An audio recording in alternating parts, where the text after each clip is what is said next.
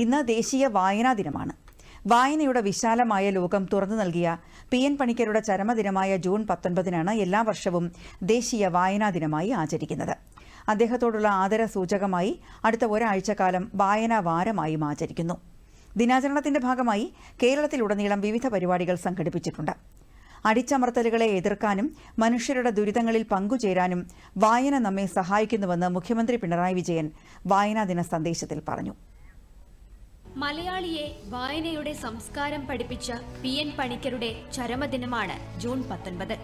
വായനയെ ജനകീയമാക്കാനും പുസ്തകങ്ങളെ സുഹൃത്തുക്കളാക്കാനും ആത്മാർത്ഥമായി പ്രയത്നിച്ച വ്യക്തി കൂടിയാണ് അദ്ദേഹം.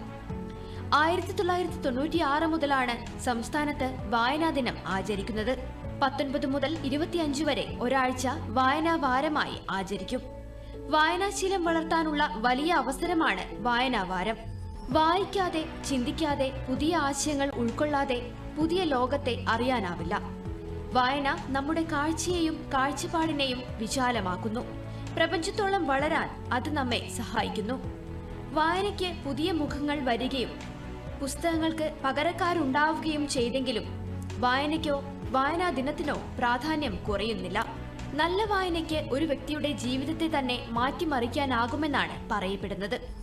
മനുഷ്യന്റെ ബുദ്ധിപരമായ വളർച്ചയും ചിന്താശക്തിയും അപഗ്രഥന ശേഷിയും വായനയിലൂടെ വികസിക്കുന്നു. ഇത്തരത്തിൽ വായനയുടെ ഗുണങ്ങളേറെയാണ്.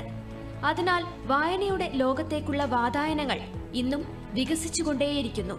News desk, Doordarshan.